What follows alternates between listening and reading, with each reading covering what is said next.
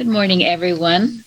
We welcome you to our Sunday morning roundtable discussion, recording from the Plainfield Christian Science Church Independent, Plainfield, New Jersey.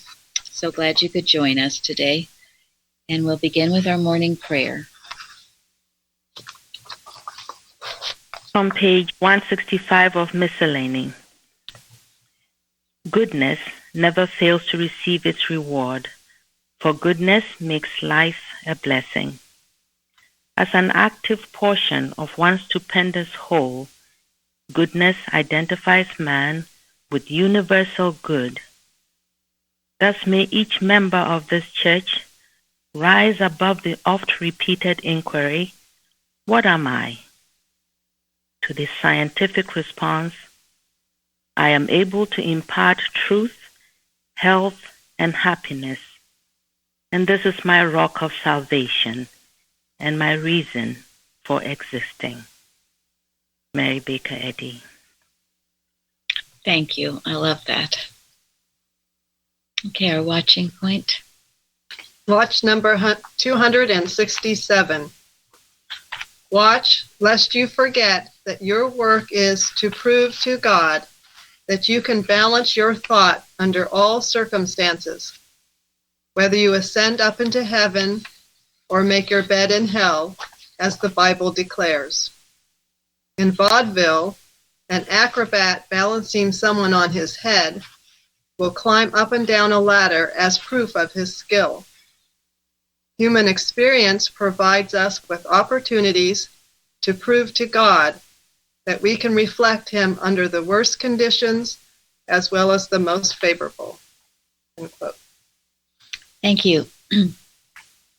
Comments on that?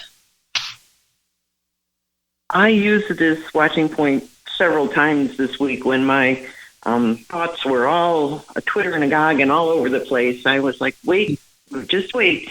God is right here with me, and it certainly was calming and allowed me to relax and realize the truth. Thank you.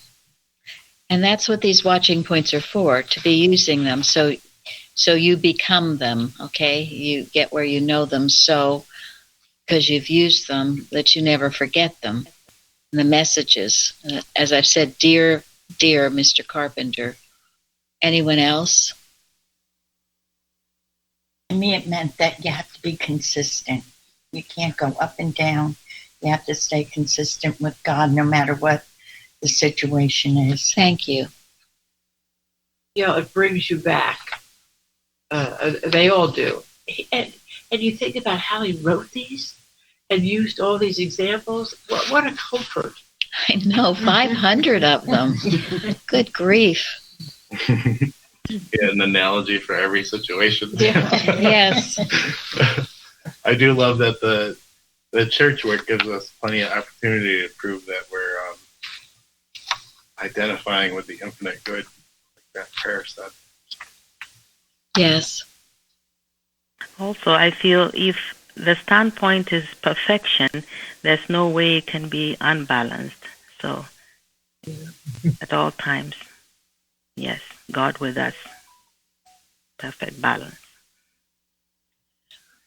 And when you are working in the truth during what we call our sunshine days, when there doesn't seem to be any apparent terrible thing going on in your life or in the life of others, or, well, there's always things going on in the nation and world.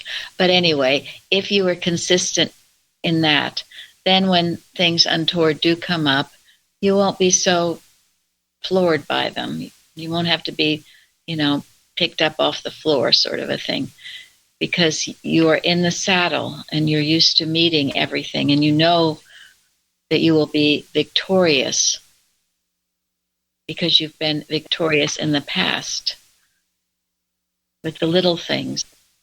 When you overcome the little things, and you become the master of what seems to be the big things. And this is skipping a bit, but I did like what Melissa wrote on the forum concerning Haggai. Did you want to discuss that what Henry Matthew wrote. Melissa's on, right? Yes. Melissa? Yes, I am. I was muted. Yeah, sorry. It was just, for me, it was a very interesting reminder that we need to stay focused.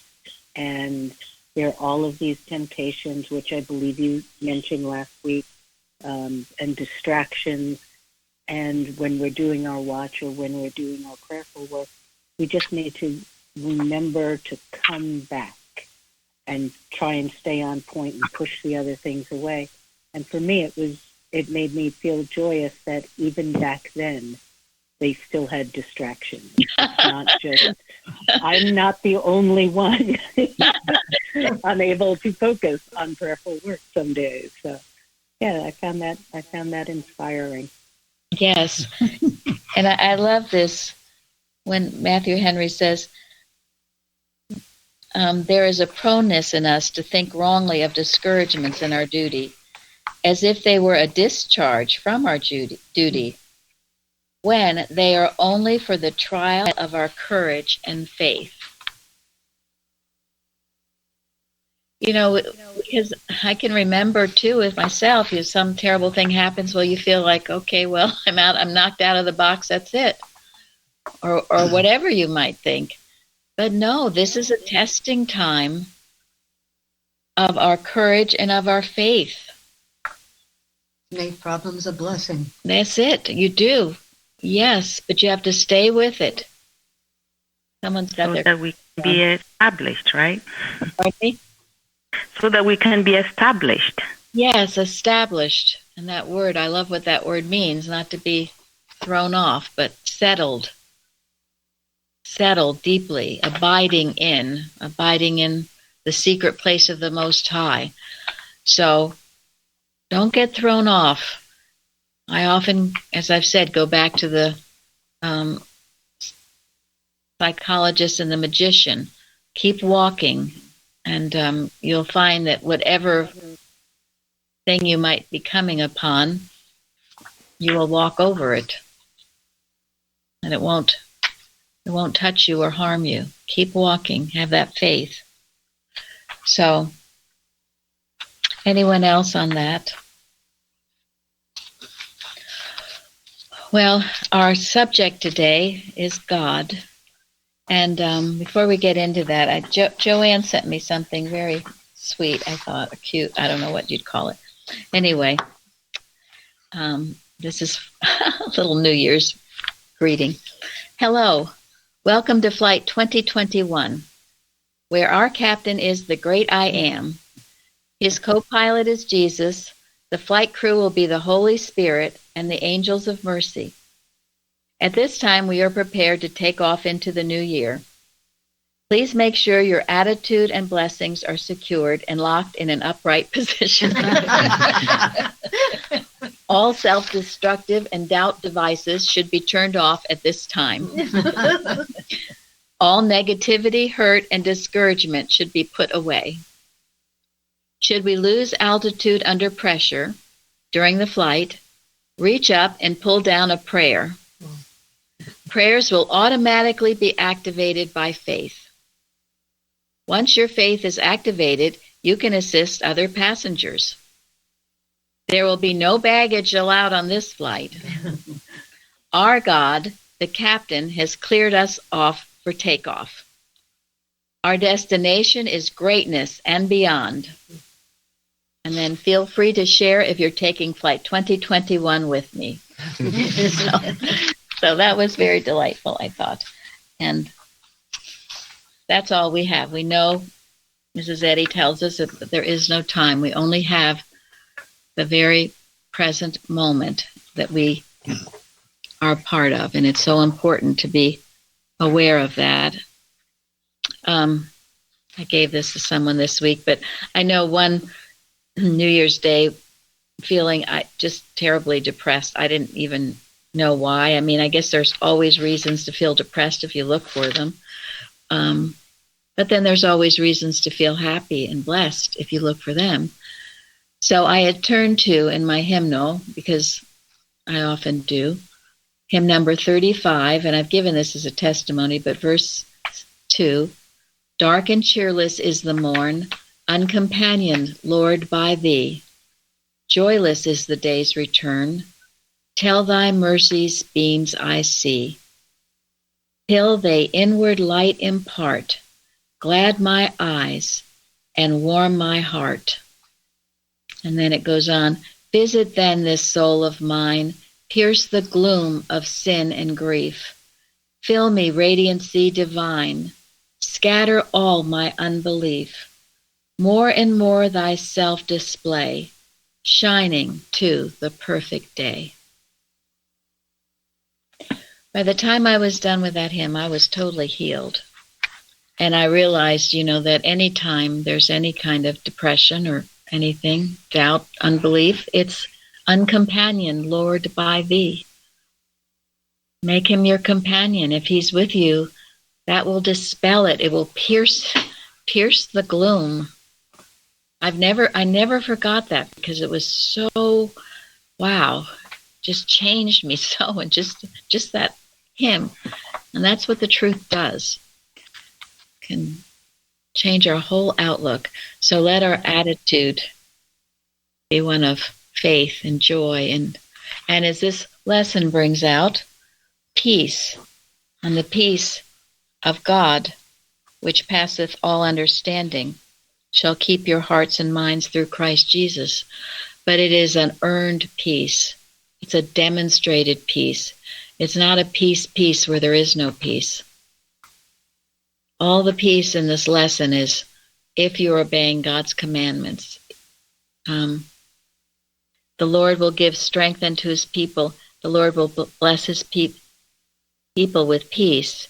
And then if you walk in my statutes and keep my commandments and do them, then I will give peace in the land. So. And Mrs. Eddy says it should cost you something. It should cost us all something. Then we cherish it more, treasure it. Yes. Everything worth having is worth working for. That's right. And that does bring the gratitude. If you're just given things you don't even realize. Because truly, where we've had so much peace in our land, in our country for a long time, then we don't get grateful for it, and then we tend to lose it. But it's not peace right now. We are in a war of sorts. It's not the war with bombs necessarily, but it's a war going on. And Mrs. Eddy, I always tell people to study and work with Put Up Thy Sword on page 214 of Miscellaneous Writings, where she said, while Jesus' life was full of love and a demonstration of love, it appeared hate to the carnal mind or mortal thought of this time. He said, think not that I come to send peace on earth. I come not to send peace, but a sword.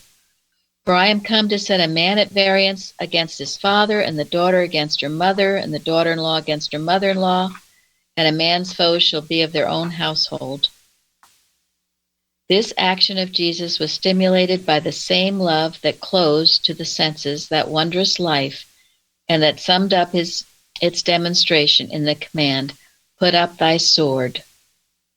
The very conflict his truth brought in accomplishing its purpose of love meant all the way through, put up thy sword. But the sword must have been drawn before it could be returned into the scabbard. My students need to search the scriptures and Science and Health with key to the scriptures to understand the personal Jesus' labor in the flesh for their salvation. They need to do this even to understand my works, their motives, aims, and tendencies. And it goes on, but it's the idea that you just can't do this love, love, love thing. We are in a warfare. It's in this lesson this week as well. We are in a warfare, and that must be fought. And then comes the peace that passeth all understanding. And every day you have challenges to meet, and this is what it's about. A sword in one hand, a tool in the other. And when you come up with these challenges, they must be faced and met. Defeated. And defeated. And then at the end of the day, before you go to bed, maybe you can put the sword, well, Right next to you. Yeah, right next to you. Keep it up even during the night. So you keep it with you. Don't go down into the valley of oh no. Yes. Yes. They're calling you to come and discuss things and get you all mixed up. So as that story goes. So yes, sword in hand. And that brings the great peace. And I know this to some degree because I used to have no peace, even though I loved the Beatitude, blessed are the peacemakers, for they shall be called the children of God. And I used to go out of my way to try to make peace wherever I went. But it was peace, peace, where there is no peace. It wasn't peace. It's a false sense of peace. And that is not Christian Science. Any questions on that? Your desire and your motive should be to have peace. But in that case, of course, then all the wrong must be taken care of. And then it unfolds. Yes. And that's why we have a sword and a crown as our logo. Thank you. And our desire for peace should always be the peace of God. Sure. Not necessarily a human sense of peace, but the peace of God, which comes through the destruction of sin, disease, and death.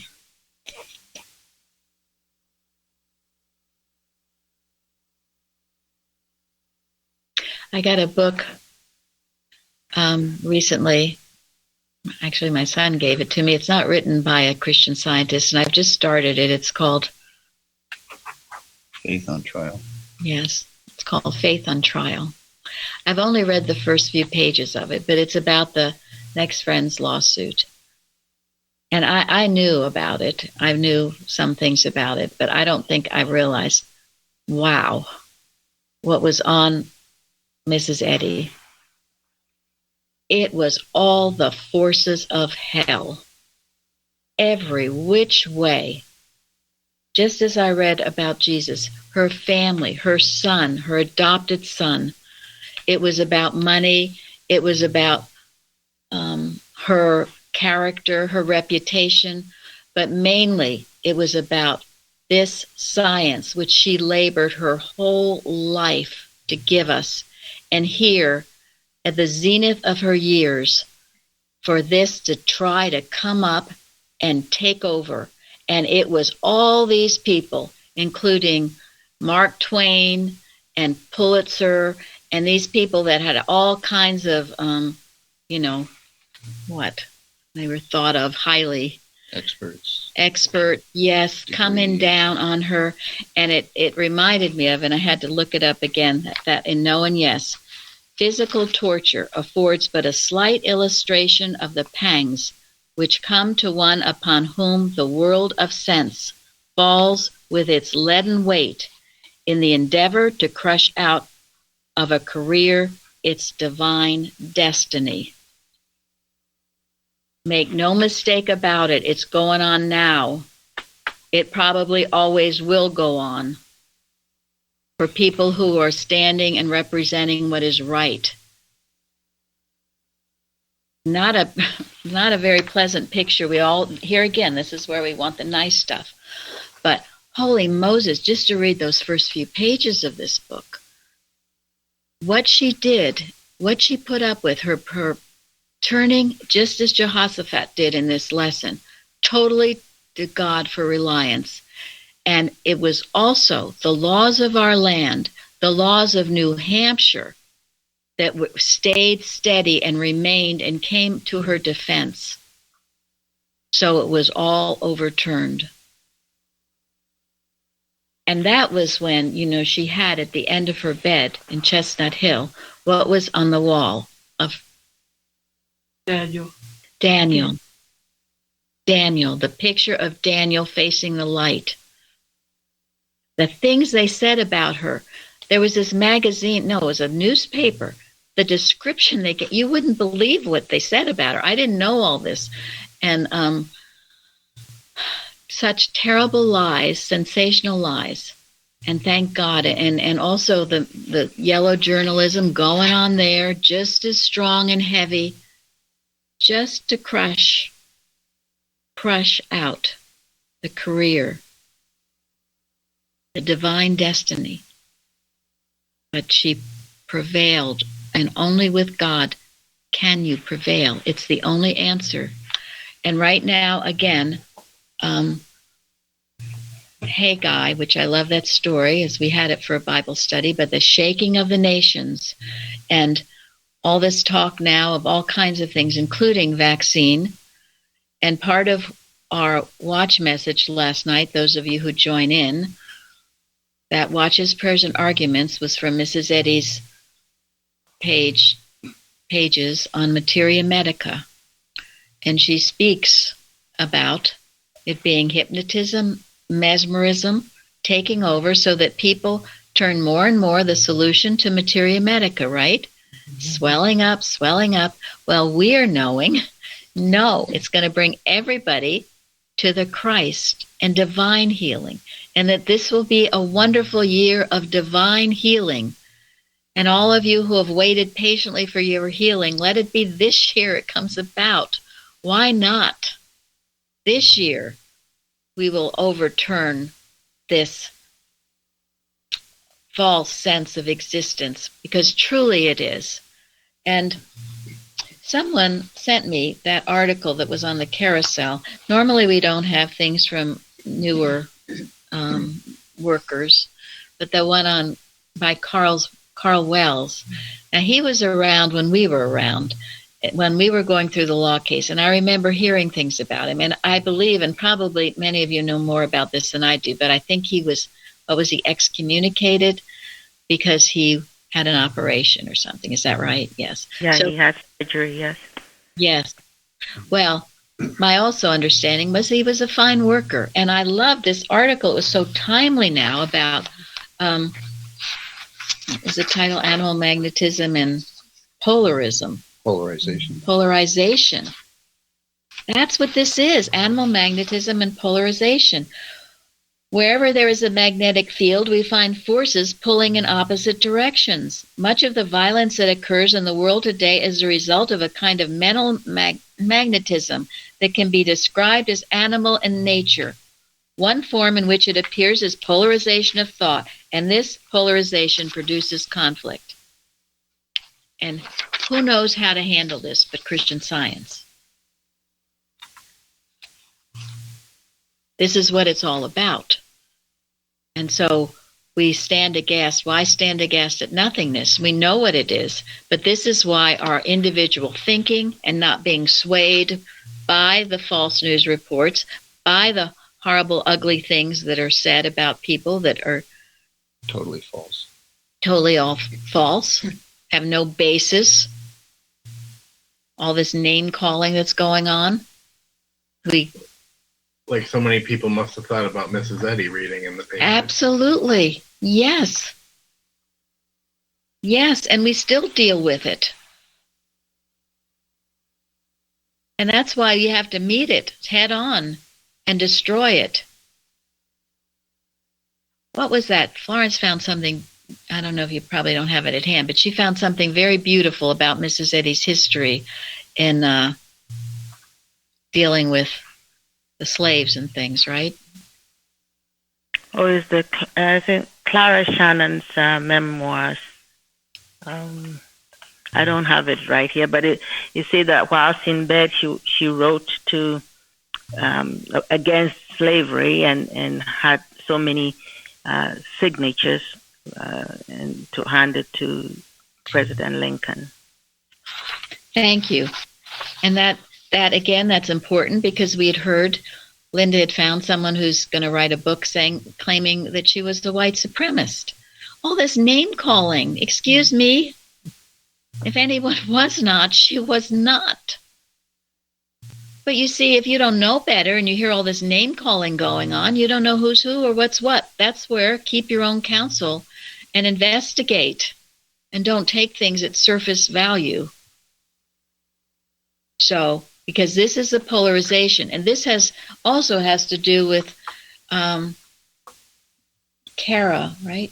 Kara, she wrote, and also Linda in Massachusetts about that documentary. It was on Netflix about all of this stuff that goes on with Netflix, all these things that can polarize people, right? Is Kara here? I don't know. Yes. Yeah. The social dilemma. Yeah, social dilemma. Thank you. And that artificial intelligence is causing the polarization. Artificial intelligence, which is another word for, Melissa's animal magnetism, and not people, but people are believing that other people are causing it. You're right. Yes.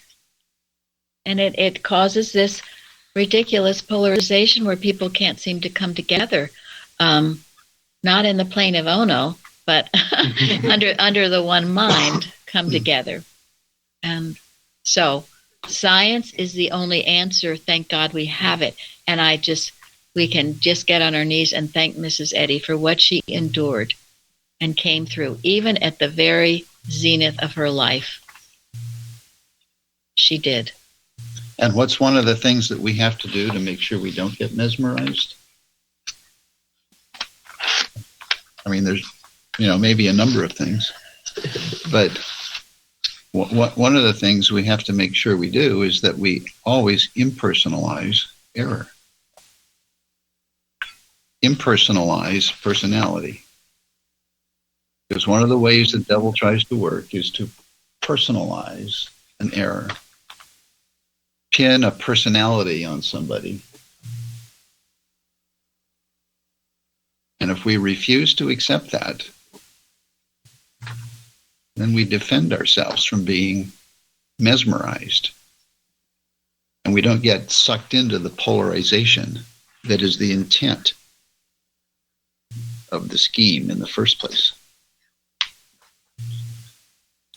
And this is maintaining our oneness with God, and it will maintain our peace as well. So, Lillian, you can read our golden text for us today. The Lord bless thee and keep thee. The Lord make his face shine upon thee and be gracious unto thee. The Lord lift up his countenance upon thee and give thee peace. Yes. And someone was saying, because just last week, Craig was talking about God's face shining on us. Remember, and Craig just arrived, so Craig. Welcome, Craig, with a shining face. With a shining face. And you can tell the people of God because they do have shining faces, because it's their reflection of the Father. And it's been for a long time said that you could tell a Christian Zionist by their shining face. They don't look dour and miserable. Their face shines. And One that's living. Yeah, one that's living. One that's living, yes.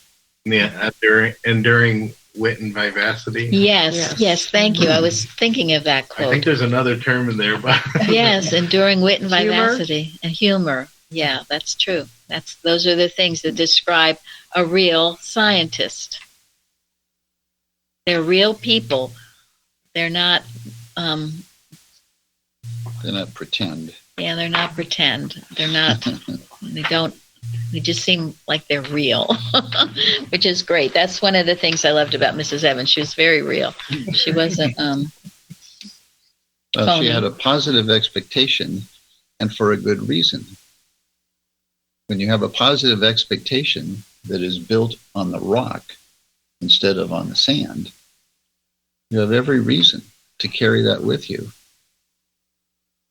And people feel it. Yeah. People feel what's in your heart. You can't hide that. And if you have a positive expectation based on the rock of Christ, I mean, Jesus said, if I be lifted up, I will draw all men unto me. Well, if you be lifted up, He will draw all men unto you. And this is our job every day as we go out into the world, to be shining lights and giving hope to others, speaking that truth to others. That's what was in what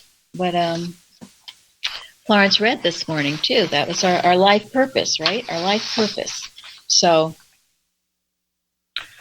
and then when people wonder about us, why we are the way we are, then when it seems right, we can share this truth. You know what? Go ahead. Well, I just was thinking that was one thing. I'd known a few people at the church before coming to the church, and when my life was at its lowest, I was invited by my practitioner to come down, and I was thinking about it, and I was thinking, well, I know that they're good people.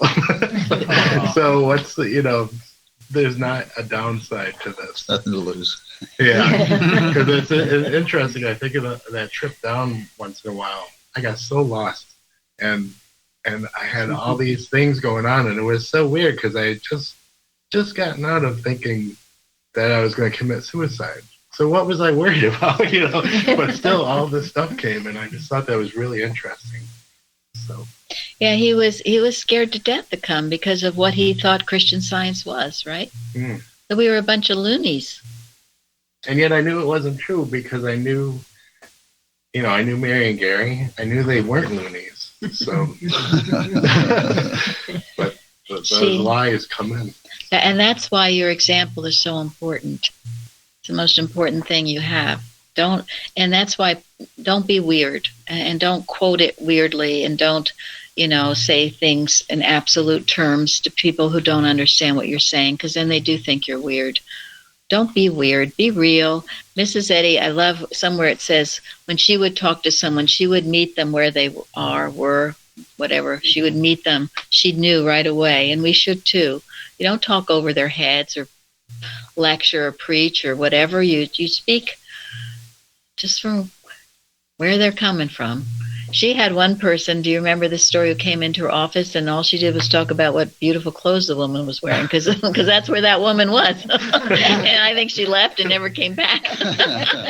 So, but anyway, you meet them where they are. Be real and be normal. For God's sakes, be normal. I think Jesus did the same with the parables so they would understand. That's really good. Thank you. Yeah, that's right. That's why he did. Yes, thank you. He used the parallels to put it in a story form that they would understand. And the fact that Mrs. Eddy wasn't weird came through with the interviews that they did with her during that next Friend Soup. If she had seemed weird, they would have said, oh yeah, she's obviously out of her mind. Yes. So. And that's the one, I only read the first few pages, but I think they had the mayor of Concord go and meet with her because the things they were saying about her were just outlandish. And he was so relieved to meet her and see what a normal, loving, wonderful person she was. And, she spoke a lot about God and turning to God, but and he knew then that they were all lies. So, very important. And it is why she took her daily drive. We know that. But even the papers were saying it wasn't really her. It was someone else that was in there. So anyway, there's just no end to the lies that they'll figure on, either to make money or to crush your career, crush you. But with God, it's impossible, as it was with her, as it was with all the prophets before her, as it was with Christ Jesus. So it will be for us. We have a lesser role to play, but we can count on that. Never fear when God's given you something to do. He equips you with all you need to accomplish it, including overcoming what may seem to be your enemies, and then proving that there are no enemies, as Mrs. Eddy tells us. So with that beautiful blessing, the lesson on God, Carrie sent me something I thought was interesting, an article by William McKinsey. Benediction, not malediction. But he says, there was time for benediction in the stately Orient, where for all things, for all long journeys, for never-ending tales, for lengthy greetings and protracted farewells, there was time aplenty. In busy Western world, it is a sign of distinction to be very much occupied, to manifest hasteful movements, and to cut short palaver. Nevertheless, men have not altogether lost the ability to bless. We have in one word a condensed blessing. For what is our farewell but a true wish for the welfare of a departing friend? Likewise, we express a blessing in the word goodbye, which is a prayer. May God be with you. I don't think I knew that. Good. Oh, sorry. May good be with you. Gary's reading over my shoulder. May good be with you. And I'm grateful he is. May good be with you. So when you say goodbye, you're really saying may good be with you. And then frequently loving friends, when they write, express for one another that old blessing used by Aaron for the children of Israel. The Lord bless thee and keep thee. The Lord make his face shine upon thee and be gracious unto thee.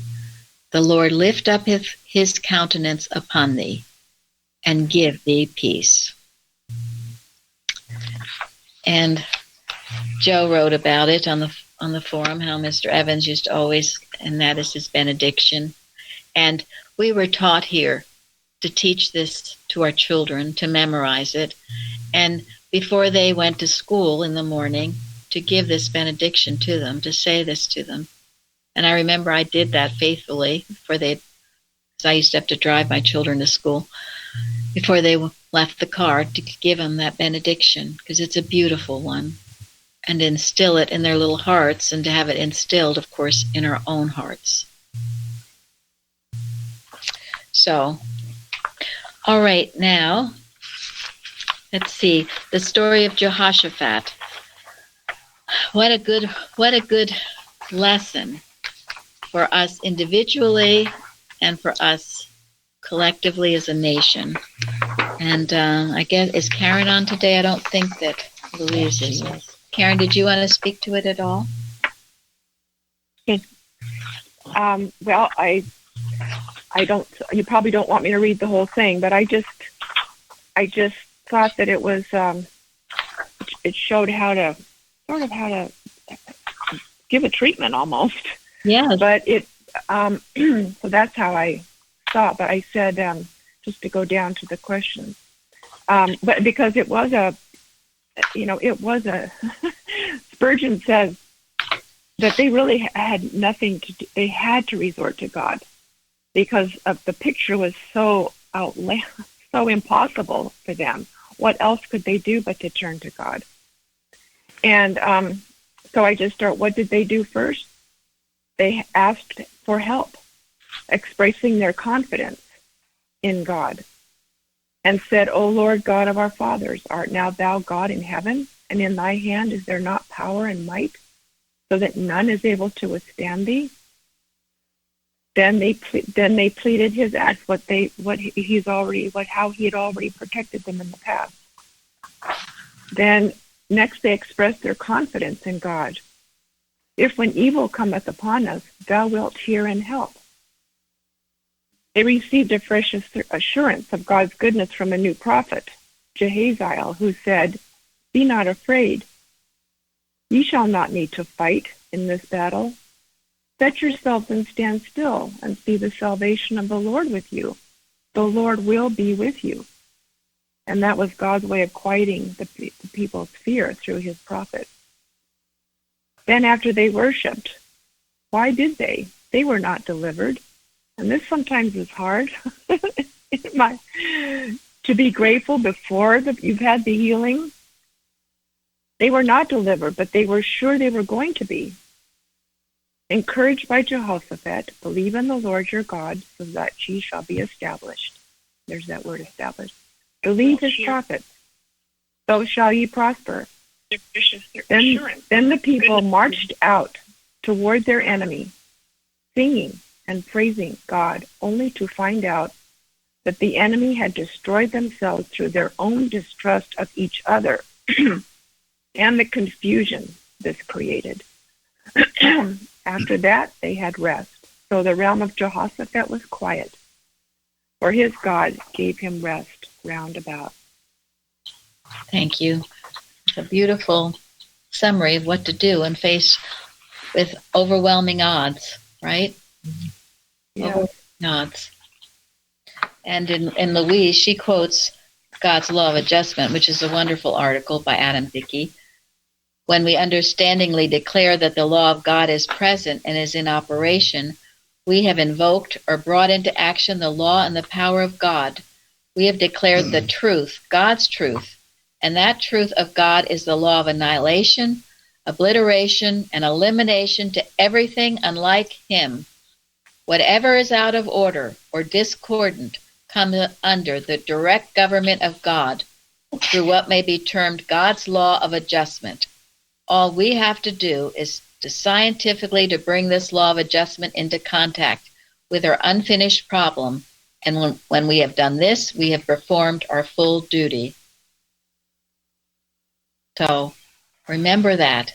We're bringing this law of God into operation, and that will accomplish whereto it's sent. So, and this is what the laws of our nation, the United States of America, were formed originally to go under these God-given laws as much as possible. But there's a number of really good lessons in this, isn't there? First of all,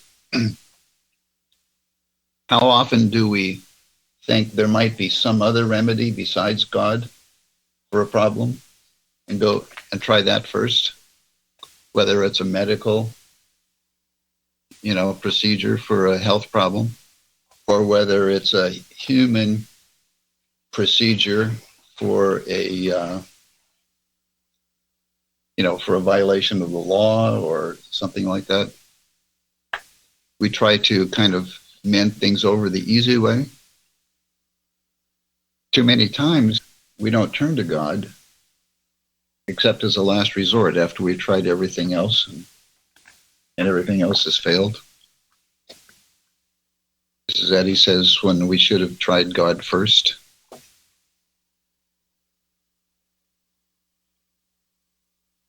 I think one somebody told me a long time ago that when you are facing a problem or whatever, it seems like you need to do something physically. It's a physical problem, and so you need to do something physically. Somebody said, I don't know what to do with my hands, sort of like. And so I think that's where people, I know for me too in the past, that if we're not doing something physically with a physical problem, it's not, you have to do something physically because it's a physical problem. And when you finally realize that it's not a physical problem, the problem is mental, not physical. When you're really convinced of that, then you know that the answer is in the mental realm, in consciousness. Exactly. And then, yeah, Mrs. Eddy once told one of her students, she said, I didn't realize there were such a thing as a physical problem. Or physical activity. Physical activity. Yeah. Well, and sometimes, though, there are things you need to do. Sometimes Jesus said, get up out of bed. Sometimes there are things you need to do. So, listen, if God is telling you to take some kind of action, you should. Quote, physical action. But everything is in the mental realm. It's all to break the mesmerism. That's true. Well, that's the point. Sometimes a good belly laugh, as we heard on Wednesday. A merry heart maketh like a medicine. So it still means turning to God first, and it's a really a worthwhile practice to just be used to turning to God first, because even the physical, whatever you need to do, can be the right one, in a better way. That's the way I see. This always turning to God in thinking that we just have to cultivate that our first go-to. Yeah, because whatever we do is designed, should be, to rouse us mentally. Isn't it? Yeah. And obedience. It's obedience to God. And it comes in many ways, and certainly on those pages 390 to 393, what we are to be doing. So, in that obedience, we find healing, victory, whatever we're looking for. And in that story, he lists the things evil comes upon us: sword, judgment, pestilence, famine, pestilence, fatal epidemic. So, someone was saying, it was Benjamin, I think, everybody's looking everywhere else, but how come they haven't turned to God? And I love too, our eyes are upon thee. Okay? If you look at the problem, if you sit and watch the television and you listen to all these dire things, your eyes are not upon God. You are being disobedient and you will suffer from it. All right? You keep your eyes on God. That's a demand. It's not a suggestion. It's over and over and over in the Bible and in Science and Health. Sorry, it just reminded me of something. Something I learned when my kids were young. I was, reading about how to properly discipline them, and it said, "Slow obedience is no obedience." So I was thinking about that, about trying other things first. Well, it'll turn you, like tired children, to the arms of divine love, Mrs. Eddy says. You try everything else. And then I do want to get into Joe and Florence's 2 Chronicles 7. Will you read that, Craigie? Citation 5.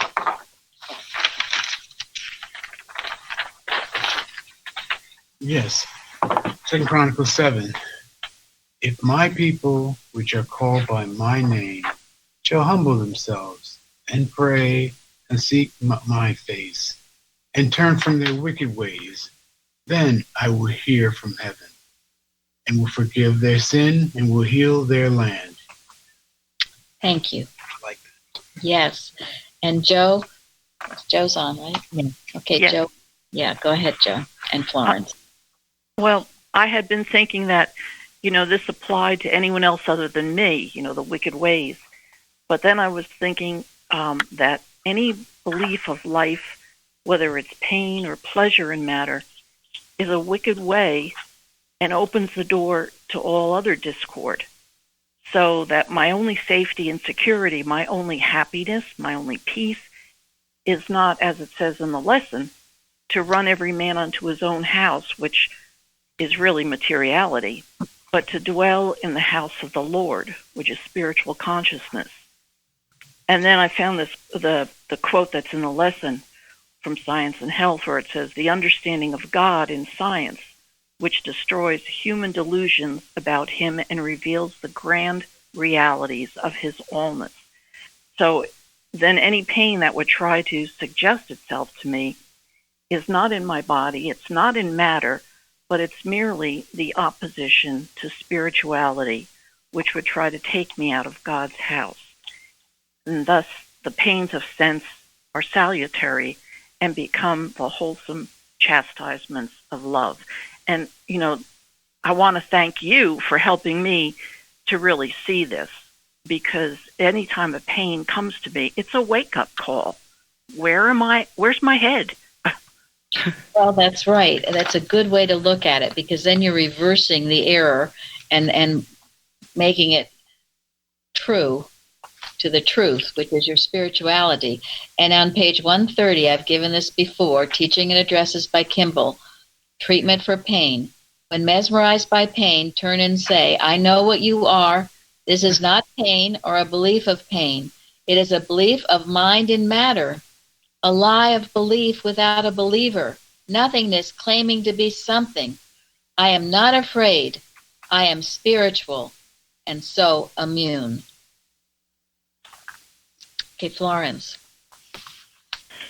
Yes, I was grateful for Joanne's post because it explains a crucial insight. I said, denying God's allness is the sin, wicked way that can be so subtle and not recognized for so long, and thus can keep any evil claim suggestion going for years. If anything denies God's allness, is it not sinful and wicked as pointed out? That is anything that suggests imperfection in God's own child. One who had been in severe pain for 35 years, only having temporary relief in other methods, finally found his healing when this very point was made clear to him and he accepted it.